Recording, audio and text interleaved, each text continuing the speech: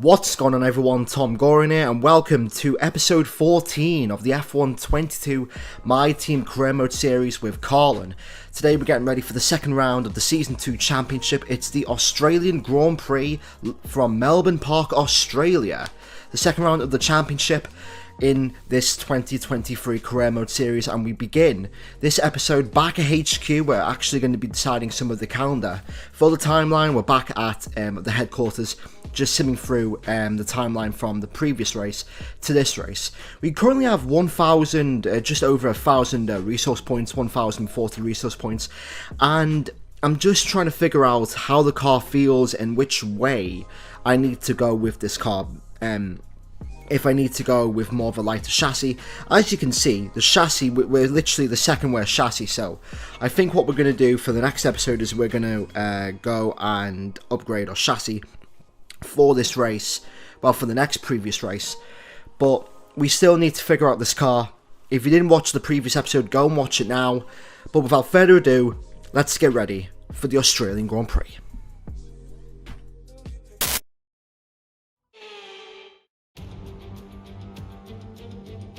It's race day here in Melbourne as we continue with what could shape up to be one of the best Australian Grand Prix ever.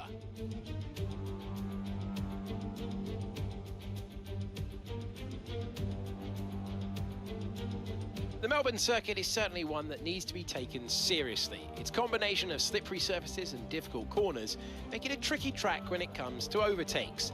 Drivers find it hard to pass and will need to take full advantage of those DRS zones if they want to have any hope of breaking through.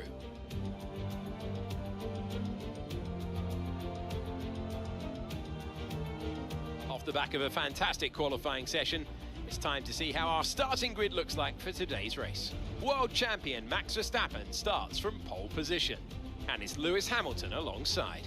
As we continue through the rest of the grid today, we have Leclerc, Russell, Lando Norris, and Perez, Sainz, Ocon, Ricciardo, and Mick Schumacher, Magnussen, Bottas, Thomas, and Tsunoda.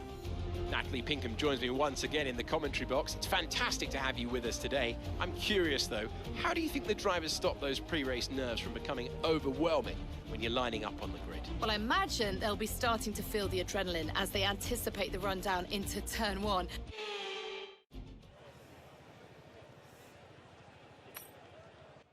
Before we get started with this video, make sure you like, share, comment and subscribe for more F1 22 content. League racing is on the way next week, and just the series is back for the new year. Anyway, about this Grand Prix, for some reason, the car in practice feels absolutely terrible. Like, I was doing first practice and second practice, and no matter what I did with the setup as far as ride height, suspension, the wings, nothing seemed to work.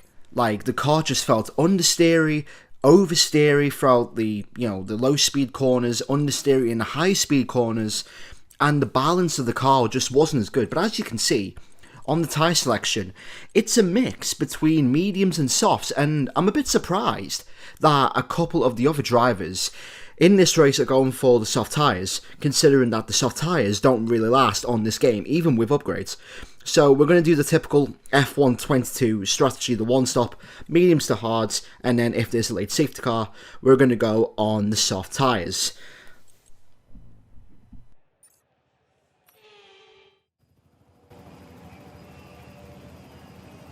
The formation lap gets underway and every driver will be looking to settle in for the race ahead, making sure their car is ready for the battle once the lights go out.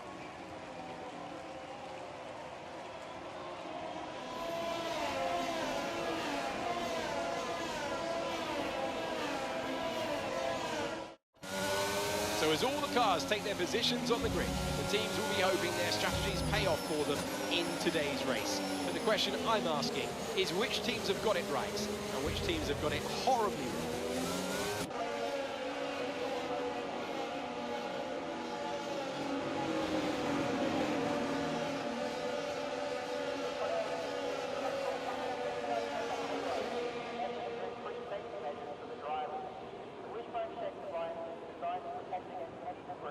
However, there has been some resistance Here we go for the second race of the Season 2 Championship in Melbourne Park, Australia. We scored points in the first race, so let's see if we can try and score at least 8th place today. 5 red lights and it's lights out and away we go for the Austrian Grand Prix. Bottas gets an absolute tremendous start, so does Yuki Tsunoda, as we have to go around the outside in towards turn 1.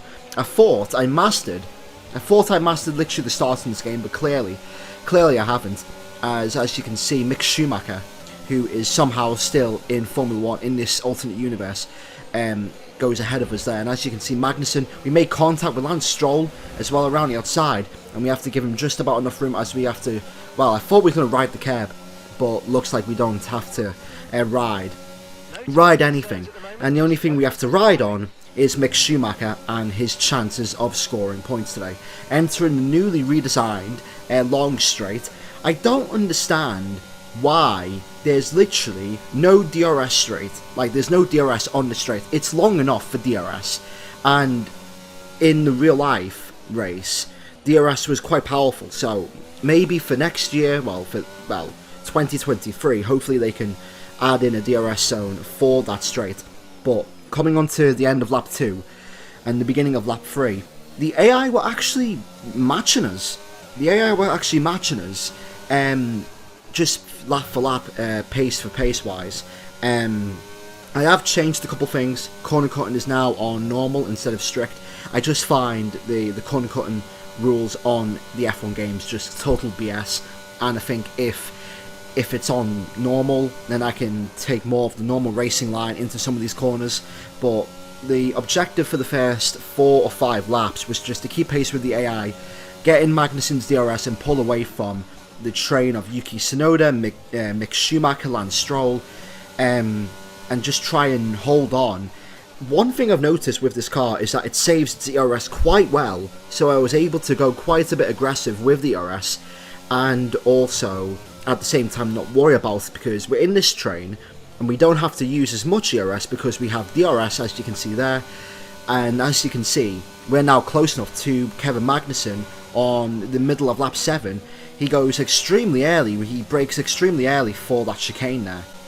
And for the setup, as we try to go around the outside, Magnussen dives down the inside of Ocon, and it's just a repeat of Saudi in the previous video. By the way, go and watch that video if you didn't watch that video. There'll be a link in the description and also the end chapter at the end of this video. But Magnussen with another dive bomb, just like last time in Saudi, and he didn't get front wing damage. So fair play to Kevin Magnussen for not getting any damage. But lap 8 now, and literally there's a massive train going on for P8, P9. I'm not really sure, but we get a mega run out of turn 1 and now into turn 3. We're going to go around the outside of both Magnussen, Ocon, and can we get also Ricciardo around the outside?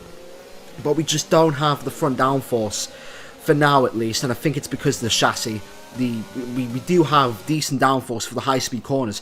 Here's a replay of that beautiful double overtake with Ocon and also Magnussen as we enter sector 2 right there. Just normal around the outside, follow the racing line and get the inside line there. But I think we just need to upgrade the chassis a little bit, as that's Bottas and Ricciardo making contact, and because of Bottas's mid-run, we get a great run and we take P9 and we are back in the points for this Australian Grand Prix with literally 20 laps to go. So yellow flags at the beginning of lap number 11, and that's Max Verstappen in the Red Bull. I think he span coming out of turn 2, just like he did in 2018, I do believe, 2018, as we try and make a lunge on Daniel Ricciardo, and we make the move stick. Verstappen's now all over us, but we have to get past Ricciardo down the inside in towards the newly reprofiled turn 11. I do not know the name of that corner. It's literally the quadruple corner before the last.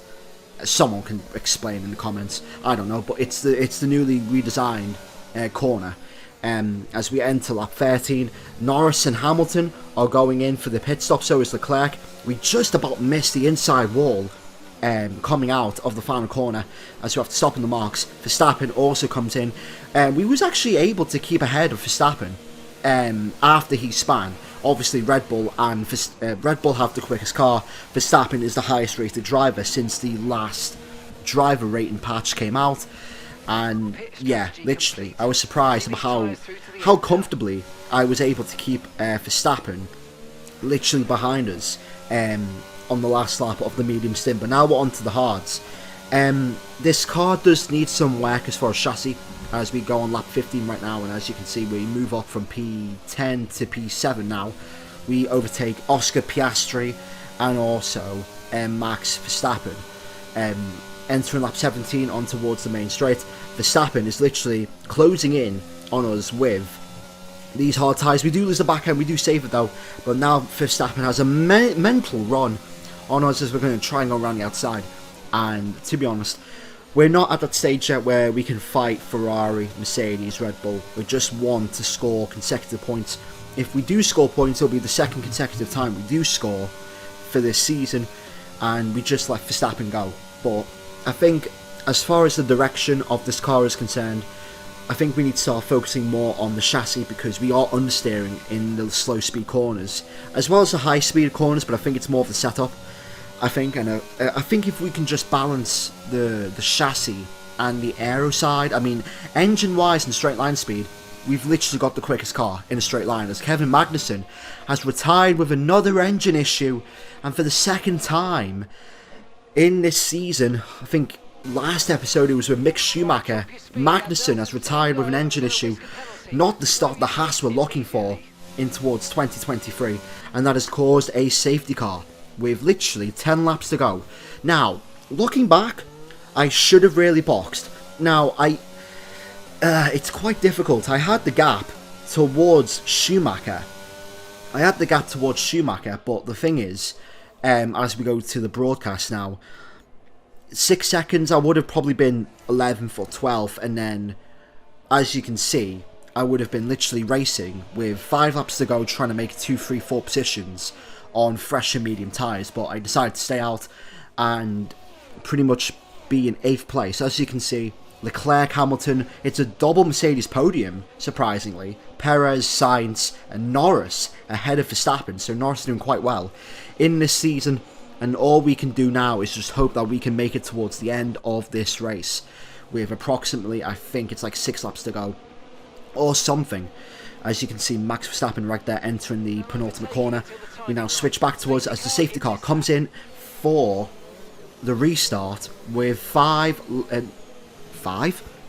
basic maths, 7 laps to go of this Australian Grand Prix as we enter the final corner, and we are green for racing. Boogity boogity boogity, let's go racing, fellas.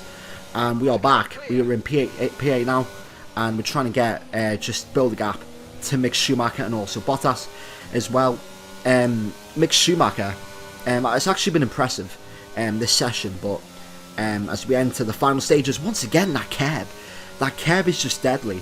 There was just too many times in this race where I just touched that curb ever so slightly and it just unsettled the car.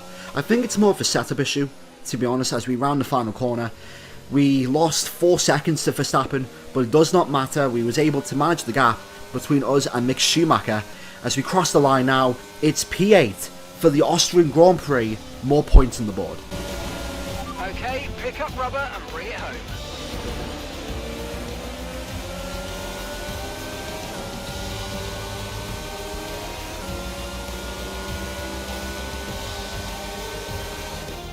Another superb Australian Grand Prix comes to an end then, and it's a thoroughly deserved victory.